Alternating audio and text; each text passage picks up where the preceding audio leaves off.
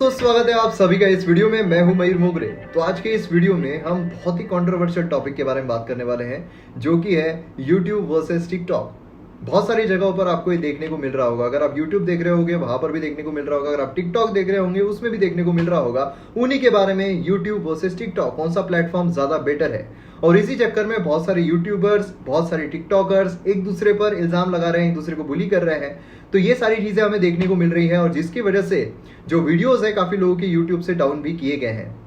तो आज के इस वीडियो में देखिए, नॉर्मली मैं इस तरीके की वीडियोस नहीं बनाता हूं, लेकिन आज के इस वीडियो में दोनों ही प्लेटफॉर्म्स के बारे में हम बहुत सारी इंफॉर्मेशन जो है वो भी जानने की कोशिश करेंगे और ये भी देखेंगे एक एक पॉइंट पर कि यूट्यूब बेटर है या टिकटॉक बेटर है।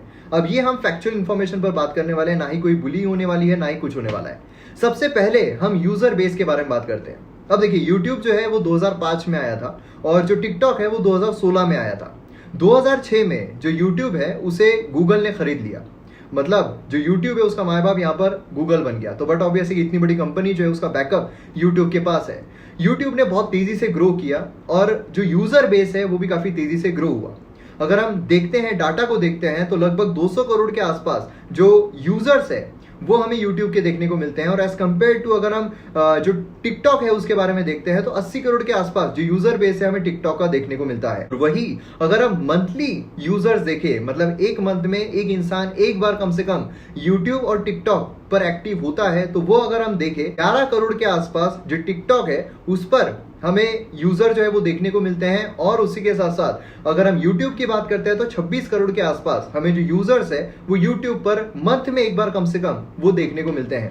तो इसका मतलब ये है कि जो पहला हमने यहाँ पर डाटा देखा है उसके हिसाब से जो YouTube है वो लीड कर रहा है। अब दूसरी बात करते हैं क्रिएटर्स के बारे में। अब देखिए, क्रिएटर्स के बारे में अगर देखा जाए तो YouTube के पास वाइड डाटाबेस है। मतलब कोई क्रिएटर अगर कॉमेडी वीडियोस बनाना चाहता है तो उसके लिए भी यूट्यूब जो है उस पे जगह है। अगर कोई एजुकेशनल वीडियोस बनाना चाहता है तो उसके लिए भी जगह है। अगर कोई पॉलिटिकल वीडियोस बनाना चाहता है उसके लिए भी जगह है। अगर कोई फ्रीडम ऑफ स्पीच रखना चाहता है उसके लिए भी जगह है। और अगर कोई न्यूज चैनल है उसके लिए भी जगह है। मतलब अगर आप देखोगे तो YouTube पर A to Z सभी लोगों के लिए, अगर कोई अनबॉक्सिंग किसी चीज की करना चाहते हैं, अगर कोई टेक्निकल चीजें बताना चाह रहे हैं, तो सभी के लिए जो टिकटॉक है वहां पर हमें जो जगह है वो देखने को मिलती है। और अगर हम टिकटॉक देखें तो वहां पर सभी के लिए जगह नहीं है। उसका कारण है जो वीडियो लेंथ है वो यूट्यूब पर उसकी लिमिट नहीं है। मतलब आप कितना भी बड़ा वीडियो जो है वो अपलोड कर सकते हो, लेकिन अगर आप टिकटॉक देखो तो उसमें वीडियो की लेंथ होती है, मतलब छोटी लेंथ होती है। अब अगर आप किसी भी एजुकेशनल वीडियो को देखो, अब फॉर एग्जाम्पल अगर मैं आपको हिस्ट्री का कोई लेक्चर बता रहा हूं तो हिस्ट्री का लेक्चर मैं आपको 1 मिनट में नहीं बता पाऊंगा। उसके लिए मुझे आपको कम से कम 15 मिनट या 30 मिनट जो है वो देने ही पड़ेंगे।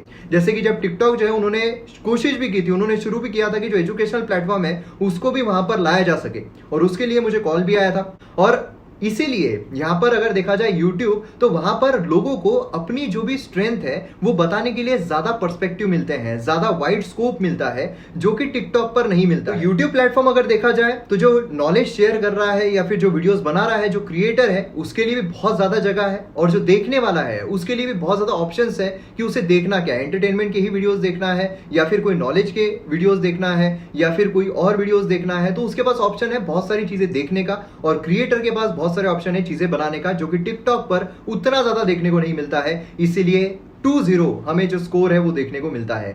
अब अगर देखा जाए यूजर फ्रेंडली पर्पस से, तो इसमें टिकटॉक जो है वो बाजी मारता है। क्योंकि अगर आप एल्गोरिथम देखोगे यूट्यूब का तो उसमें होता है जो भी यूट्यूब यूज कर रहा है तो उसको सर्च करना पड़ेगा, उसको दिमाग लगाना पड़ेगा कि कौन सा वीडियो देखना है, कौन सा वीडियो नहीं देखना है, ये सारी चीजों के बारे में। और अगर कोई वीडियो वो देखता है और अगर उसे वो वीडियो पसंद नहीं आता है तो फिर उसके बाद उसे और मेहनत करनी पड़ती है कि वो वीडियो से बाहर जाकर दूसरा वीडियो सर्च करे, उसके बाद दूसरा वीडियो जो उसे देखना है वो देखे।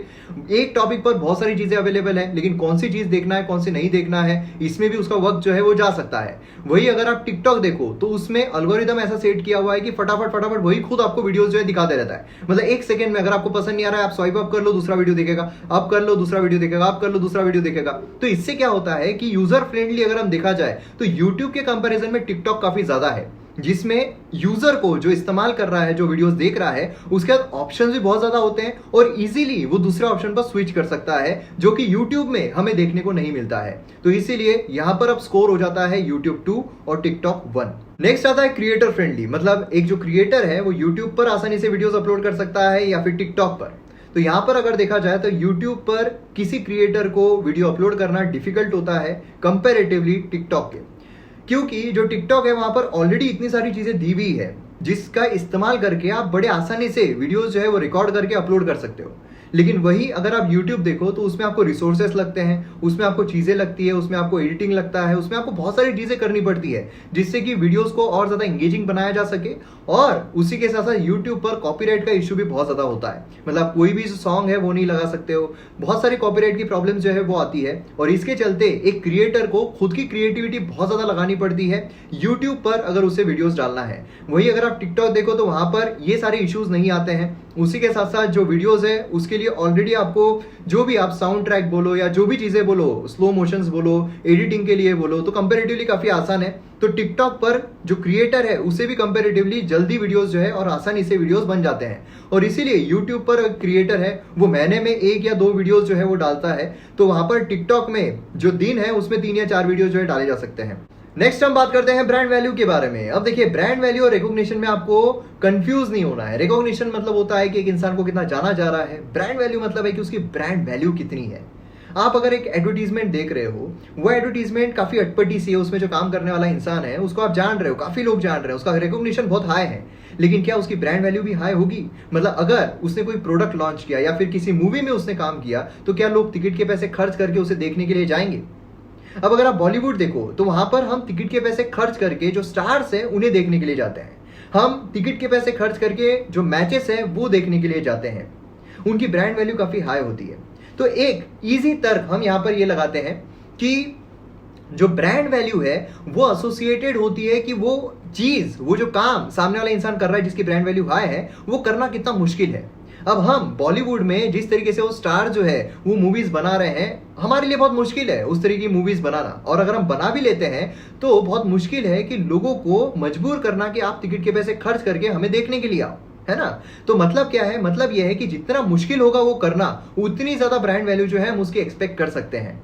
और यहां पर अगर वही हम तर्क लगाए YouTube और TikTok में, तो TikTok अगर आप देखो तो वहां पर वीडियोस बनाना बहुत आसान है, मतलब हर कोई उसमें टैलेंट हो या ना हो वो वीडियोस TikTok पर बना सकता है, फॉलोवर जो है वो भी उसे मिल सकते हैं। YouTube की अगर हम बात करें तो उस पर ये चीज काफी मुश्किल होती है। आप देखिए कितने कम लोग हैं जिनके 10 मिलियन से ज्यादा सब्सक्राइबर्स हुए हैं, इंडिविजुअल क्रिएटर्स की बात कर रहा हूं। तो इससे अंदाजा लगाया जा सकता है कि जो ब्रांड वैल्यू है वो यूट्यूबर्स की कंपेरेटिवली ज्यादा है और टिकटॉकर जो है उनकी ब्रांड वैल्यू कंपेरेटिवली कम है, क्योंकि वहां पर कोई भी इंसान, अब फॉर एग्जांपल अगर मैं अगर कुछ भी नहीं करता हूं तो मैं यही सोचूंगा अच्छा उसके इतने फॉलोअर्स हैं तो मैं भी हो सकता हूं, मतलब एक जो फॉलोइंग होती है वो यहां पर छूट जाती है, कॉम्पिटिटर आ जाता है। अब इन दी एंड हम बात करते हैं रेवेन्यू के बारे में। तो रेवेन्यू की अगर हम बात करें तो यूट्यूब का रेवेन्यू काफी ज्यादा है। अगर हम टिकटॉक का रेवेन्यू देखें तो यूट्यूब के मुकाबले सिर्फ 1% के आसपास हमें देखने को मिलता है।